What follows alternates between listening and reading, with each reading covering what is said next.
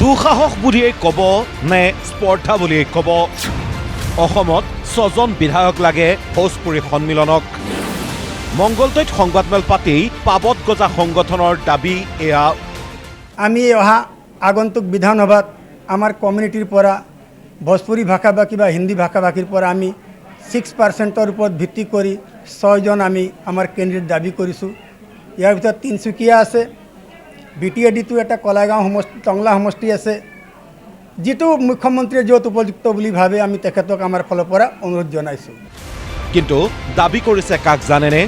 বিজেপিক কাৰণ তেওঁলোক বোলে বিজেপিৰ ভোটাৰ ভোজপুৰী ভাষী হওক বা হিন্দী ভাষী হওক তেওঁলোক বিজেপিৰ ট্ৰেডিশ্যনেল ভোটাৰ আৰু বিজেপিক সমৰ্থন কৰি আহিছে কিন্তু এতিয়া আমাৰ কিছু সমস্যাই দেখা দিছে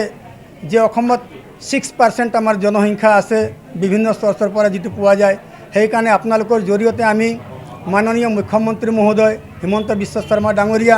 মাননীয় ৰাজ্যিক সভাপতি দিলীপ শইকীয়া ডাঙৰীয়া আৰু কেন্দ্ৰীয় নেতৃবৰ্গৰ ওচৰত আমি দাবী জনাইছোঁ যে আমাৰ ভোজপুৰী ভাষাভাষী আৰু হিন্দী ভাষী কমিউনিটিৰ পৰা অল আসামত বিজেপিয়ে কমসে কম 6%ৰ পৰা 6জন বিধানসভাত কেন্দ্ৰীয় দিব লাগে যাতে সেই বিধানসভাত নিৰ্বাচিত হৈ আমাৰ যিবিলাক অভাৱ অভিযোগ আছে এই অভাৱ অভিযোগবিলাক যাতে আমাৰ প্ৰতিনিধিয়ে দাঙি ধৰিব পাৰে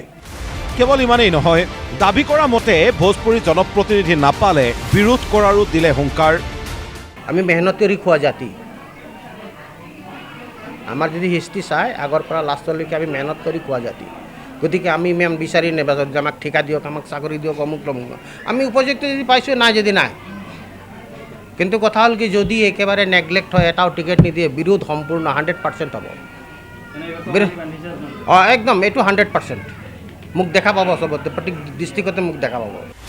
শুনিলে নহয় গুজেই গজালি হোৱা এইসকলৰ দাবী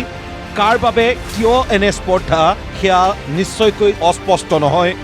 বহিৰাগতই এনেদৰে অসমতেই দাবী কৰিব পৰা হ'লে অনাগত দিনত অসমীয়াৰ সংকট আচলতে কাৰ পৰা মঙলদৈৰ পৰা গগন চহৰীয়াৰ ৰিপৰ্ট প্ৰতিদিন টাইম